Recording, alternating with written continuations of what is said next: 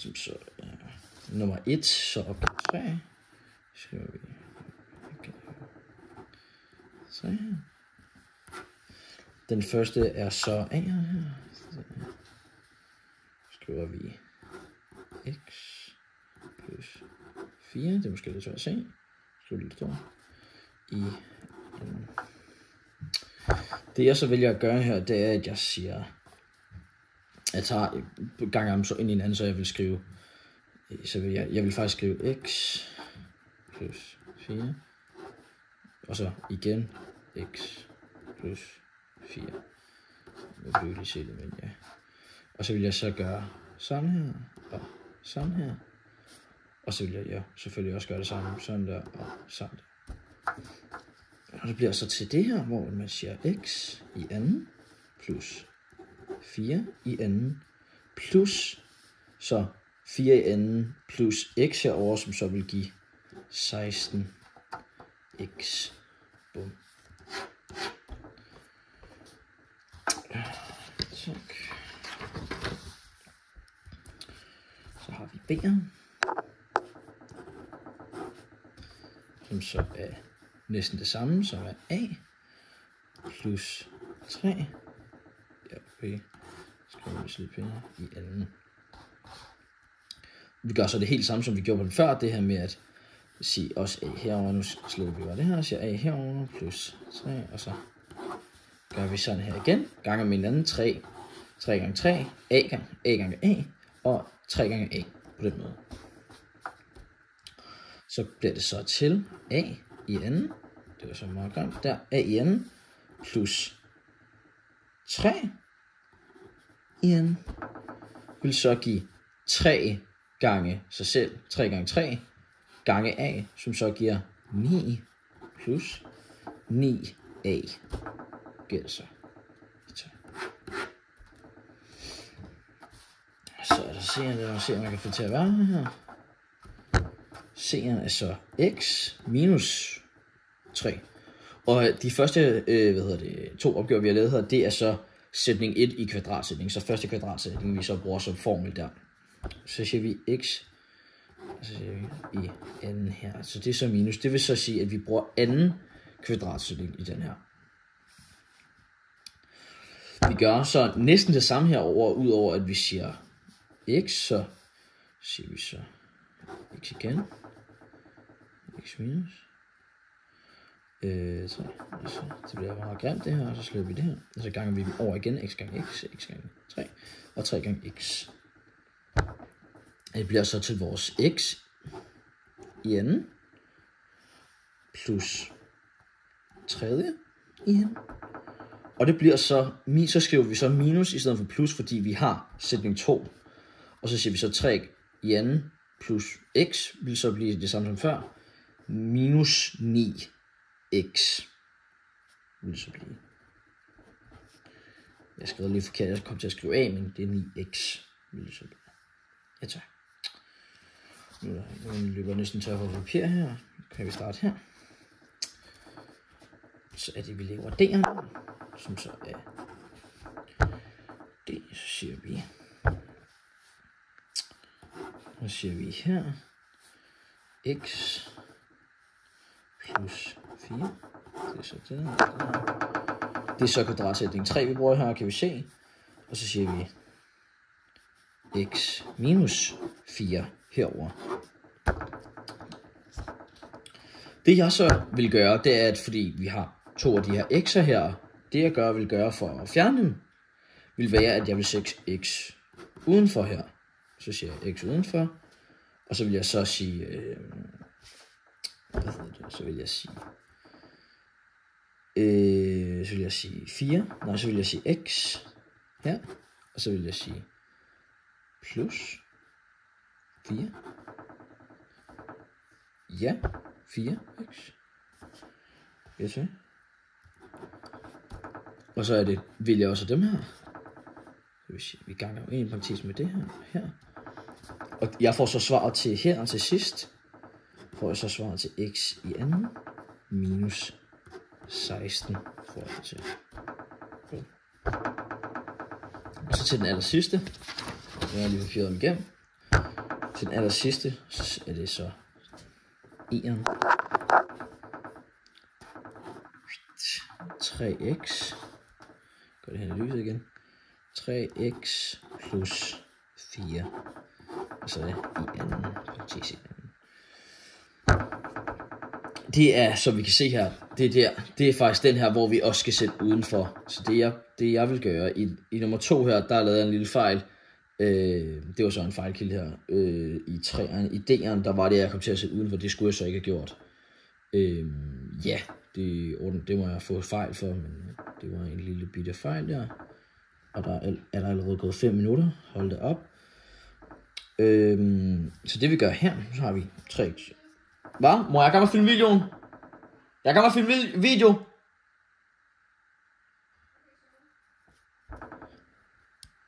Så siger vi så, vi sætter parentes udenfor, så vi siger x her udenfor parentes.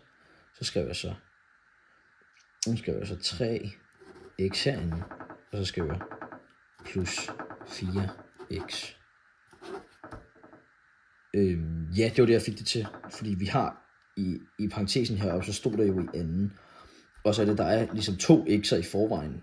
3x har bare allerede sit x, og så får jeg det til, at vi sætter parentes udenfor. Ja. Så er det, vi ganger ind i parentesen her, og ind i parentesen her, og så får jeg det så til at være 3x i anden, fordi at parentesen var i anden, plus 4x, som vi så var her, så vi rykker bare ned, og så her rykker vi også ned, og så har vi de 2 x'er, reducerer vi så, og det bliver så i anden herovre. Ja, tak. Goddag igen. Holder den lige stille her, hvis du gider det. Kan du se papiret? Den er zoomet ind, det var da bare sygt fedt.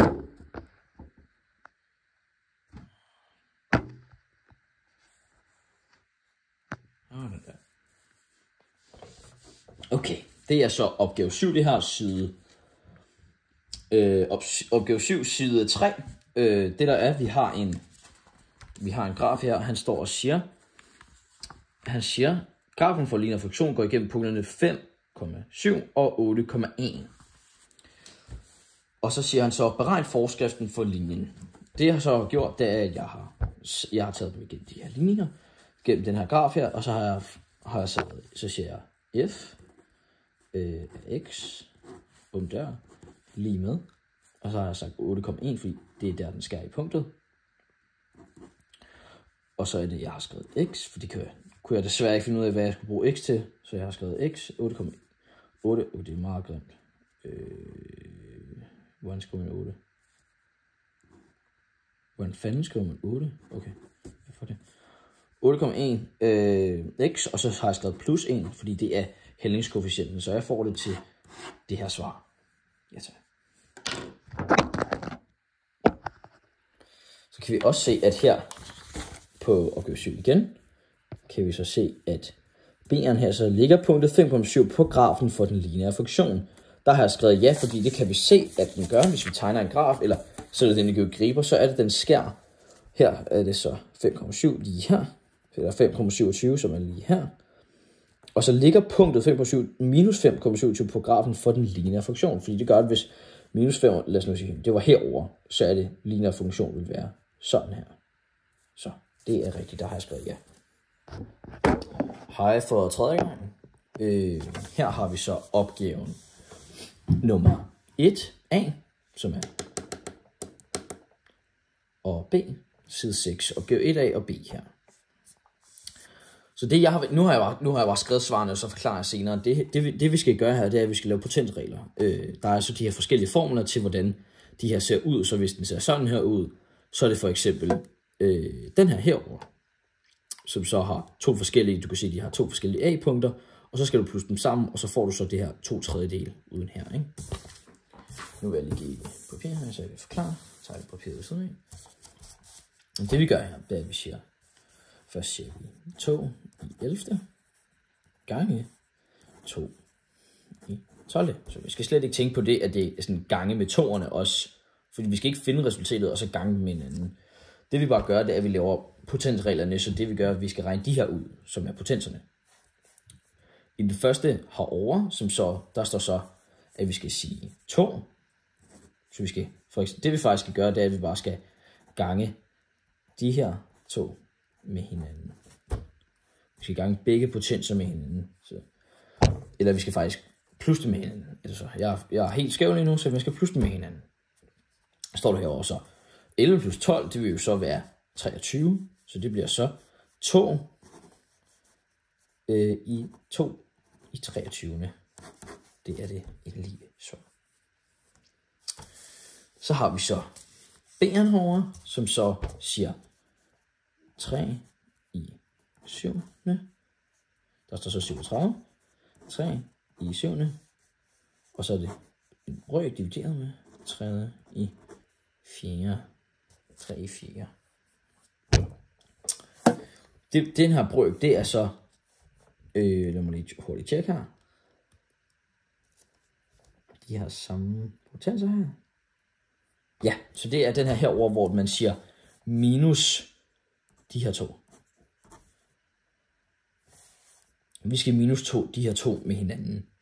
Det så bliver til, det er, at det bliver, så vi ignorerer dividertegnet og det hele, så vi skriver, så hvis vi skriver igen 3/7, og så er det minus potenserne herop, så det er så minus 7, eller 7 minus 4, som så er potenserne, vi kan se 7 og 4 er potenserne. Det bliver så 3 i 3 bliver det endelige svar. Og nu for en god gangs orden kan jeg lige så godt lave dem alle sammen, fordi du ved, jeg er yndlingselev. Gør vi sådan her igen. Så har vi nummer C herovre. C'eren herovre, det er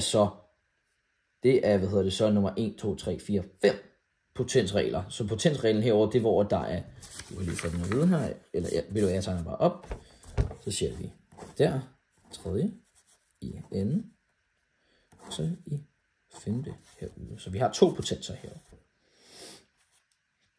Det man så gør her, det er, at vi har 2 forskellige potenser. Ellers hvis det havde været den samme potens herovre, så skulle vi plusse dem med hinanden. Men fordi vi har dem herovre, så skal vi gange med hinanden, fordi de 2 forskellige potenser er ikke de samme. Det vi så gør, det er, at vi siger 2 gange 5. Hvad er det? Quick math, det er 10. Så siger vi, det bliver så 3 i 10. Det er relativt let at forstå det her. Så har vi en D'eren herovre, som så også er en brøk. D. Det er så 8 i 3. Og der er vi heldige at sige 2 i 3. Divideret med 2. Det er så 23. 2 i 3. Der er vi heldige at have de samme potenser heroppe. Det man så skal gøre, hvis det er samme potenser, så er det, at man skal lave en parentes. Vi skal lave parentes ud af det her. Så det vi gør, det er, at vi siger, og så skal man dividere A og B med hinanden. Vi skal faktisk næsten ignorere potensreglerne, men det skal vi faktisk ikke, for de skal alligevel være med. Så det vi gør, vi siger 8, 2, det bliver jo så 4, fordi ja, det er så 4, for jeg går 2 gange op i 8, det gør 4. Så det bliver så minus 4 tredjedel. Der står 43. Tredjedel. 4 i tredje. 4 i tredje. Jeg tager. Så har vi E'eren.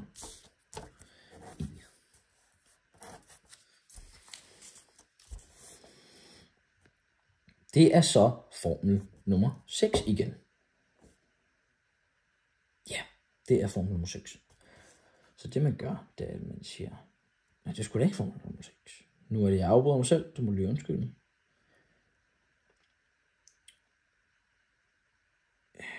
Det må det jo være.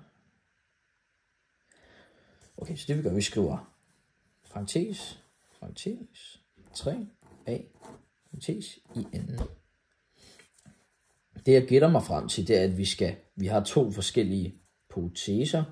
Så det vi gør, at de her 2, de skal på en måde duplikere sammen. Så det man får det til, det er sådan lidt en svær måde, det er, at man får det til 3 2a. 3 i anden a hedder det faktisk. Og jeg kan ikke helt forklare den, fordi jeg fik den faktisk... Jeg var nødt til at søge på nettet for at regne den her ud, fordi jeg kunne ikke helt forstå det. Det kunne Maja Calli i hvert fald ikke. Så det var lidt for svært til min smag. Jeg har prøvet mig frem, men kunne desværre ikke finde svaret.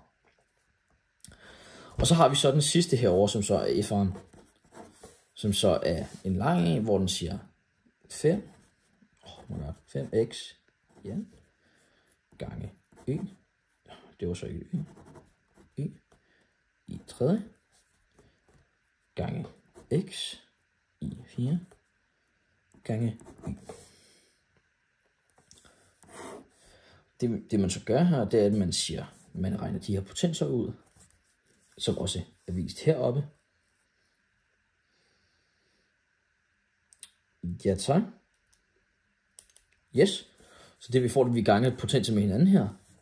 Så vi siger 2 gange 3, 3 gange 4. Så er det, vi får her 5. Og så ganger vi også x'erne med hinanden, så vi siger 5x i 6. Og så er der også en til, fordi vi har x'erne, vi har ganget, der er 4 x'er. Hvad er x gange 4? Det er x i 4. Så x gange 4, og så fordi vi har plusset potenserne her med hinanden. 2, 3, 4, 4. Det bliver så ikke 6, men lad mig lige tænke her. Ja tak. Okay, så det er endelige svar det her. Tak for det.